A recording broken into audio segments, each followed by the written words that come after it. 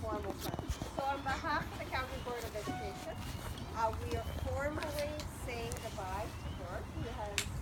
Everybody knows he has announced his retirement, and we are thrilled actually that he was given to us. He came back from Macau for some reason a few years ago, and I got the phone call and said, "Can you take Gord on as he's on leave, but he came back from leave or something?" And so 3 years ago, same time I started, he started online, and then he worked with us for a few months, and then he went back to Macau, and then we got a phone call again that he's coming back. County Board of Education. I love you, Charlotte. Okay. And they phoned me from downtown in Chara, and they said, "Charlotte, Gord Dahlke, who worked with you, are you okay if we place him back with you?" I said, "We are more than happy." And so then he's with us, and now he's going back to Macau again. I won't tell you all of the personal reasons. That's his story to tell. But anyhow, on behalf of the County Board, Gord, it has been a pleasure to work with you. And in fact, one student said to me last night, as much about it, "You are the best math teacher and its best teacher." Sorry, that she is.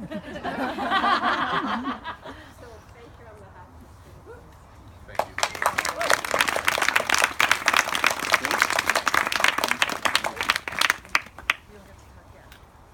I just wanted to say that Mike was right. You want to talk now or you want to talk after?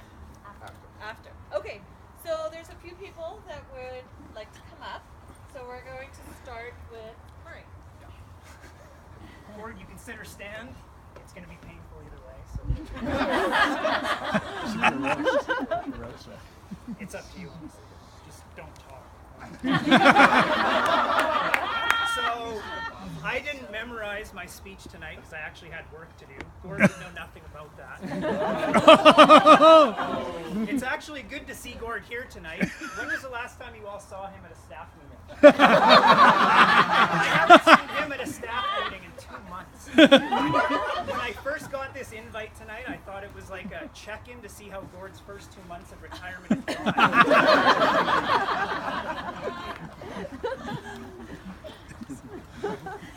He took a week off last week to go golfing. That's not a joke.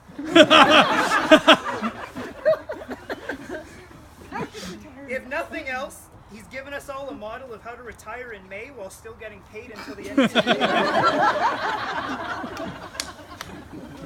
For those of you who don't know, Gord was a teacher at my old junior high school. I didn't personally have him as a math teacher, but 2 of my brothers did.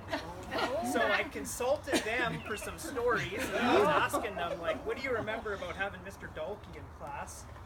They both kind of looked at me and said, you know, I remember all the stories he used to share. Gord is like a library of stories and awesome experiences that he's shared with probably all of us. When I actually asked them to share a specific story, they just gave me a blank stare. Similar to the stares I see at the CT Center when he's telling his stories to all the staff members. My youngest brother, Anthony, actually had Gord as a baseball coach. And he did share one experience with me just this morning. I got it via email. This story took place when Gord was actually coaching his team. I think he said you used to be the coach like of an opposing team. You never usually had, it might have been an all-star team, like the Ottawa team or something.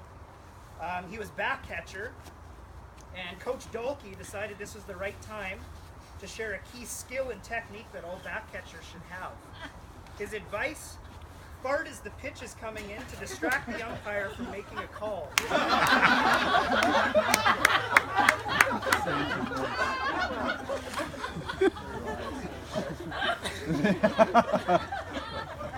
Gord lived in Deer Run, so just down the hill from Queensland, the school that we attended. He lived next to one of the kind of hangout party houses. Is that true? It was Kind his of. house. There was like house parties, like from the kids. The kids were having house parties nearby. No, I lived in Riverside Plastic. Okay.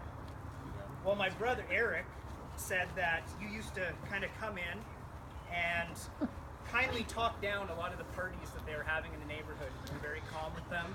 You tell them to shut up and respect the neighbors. I do, yeah, I never. However, my son was there. he also, I told you not to talk on. He also remembers the fact that you treated all students with respect and you really were interested in them and their stories. Even the kids that were a little rough around the edges, you had total respect for them. Over the past 3 years, I've made the transition from seeing Gord as an ex-teacher to more of a colleague and a friend. From both a friend and student perspective, it is clear that Gord's strength is in the relationships he builds with people. We continue to see this today. Gord is in his element when he's helping students in the Learning Commons, checking them into the test center, playing a game of ping pong with colleagues. He has a genuine interest in people and builds strong relationships. This is something that I have not only tried to implement in my teaching practice, but also my personal life. Gord continues to say yes to life, whether it's a last-minute invite for a beer after work or an offer to ride into work on bikes. Gord is usually up for it. People say yes to that. Just this Monday, we biked into work together. During the ride, Gord shared some awesome advice with me, and it gave me some time to actually ponder while I was waiting for him to catch up to me. Gord, my family and I wish you the best of luck as you transition out of the CBE and head back to Macau. I'm looking forward to hearing all your future stories and experiences once you figure out how to use email. He is the worst with technology I've ever seen. I don't know how he started working in an online itself is a joke.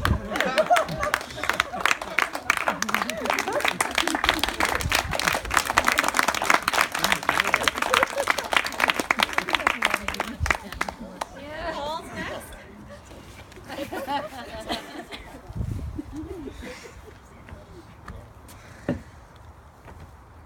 Before I start, I have to shake his hand because until this year, I was Michael's favorite math teacher. So I'm glad I get to pass the reins on, and it's aptly earned.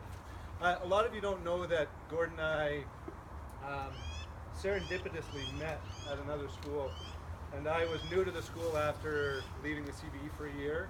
And I ended up with a phys ed team that we didn't quite see eye to eye, I could say. And I managed to take over one of their big PLCs and decided to shake things up. And I went in and pitched what I wanted to do, and I had about 25 students or 25 teachers join me, much to the phys ed team's dismay. And I'll never forget, because that was the first time Gord and I really kind of had any kind of contact. And we had these big ideas, and we were going to change the school in a year and run these 8 new modules, and we split up into different subcommittees. And after Gord walks over and says, "Hey, Marlette, I got something, but I don't want to do all that." Like, cool, so what can we do? So we went and sat down, and Gord, I don't know if you guys, how much he shared with you about Orbit. Has anyone here heard about Orbit?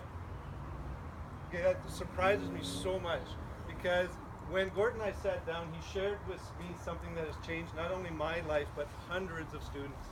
And it's a framework for living your life. It's called just being above the line. So OR stands for ownership. Accountability, responsibility, Okay, that's above the line. And when you're below the line, you're using blame, excuses, denial. denial. And in 20 minutes, yeah, it was pretty good. In 20 minutes, Gord showed me how he taught this to kids. And it literally changed how I view teaching. And the best thing is that he and I kind of partnered up, because I didn't want to do all the heavy work either. And it was the first time I realized that teaching wasn't all about just doing what you think is right for you. It's about what's right for kids. And when I watched him deliver this, the kids' eyes and the way they actually physically walked changed. And we were sitting down, and we had another person from our committee walk in, a younger than us, me at the time, much younger than you.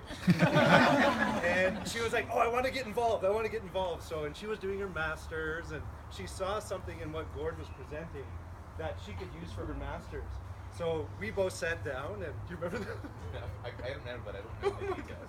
So we sat down, and she was like, "Great, we're going to systemize it like this, and we're going to do a PowerPoint, and we're going to train the teachers." And Gord just looked over and went. So he goes, "That would be great. You do that." And Gord leans over and says, "We'll just do what we do. We'll let her do the rest." And the other thing is that what inspired me so much about working with Gord is that he's so honest and legitimate about it. And the fact that I'll never forget, he was telling me that after he taught this to a group, this kid, he'd say something and this kid would pipe up and say, Dalkey, below the line. And he'd go, yeah, you're right. And I knew I finally had hit it with my class, and it happened 3 years ago. Because I took this whole thing to our school that we're at now, and I was joking around, playing with some grade 9 boys, and just things got out of control, and I said something, and kid in the back puts his hand up and says, Mr. Paul? Above the line. Yeah, right? above the line, Mr. Paul. Yeah. And it was just one of those aha moments. So, Gord, I got you something, made something for you. This is a prototype that will hang above in my room, in my family's house. So you're not really giving this to me? I'm giving it to you. This is the one that didn't quite turn out right. But this is also something that we're hoping to put up in Windsor Park as well.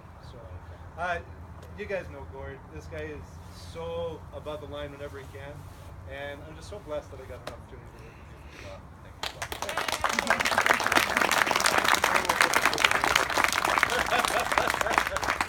Thank you.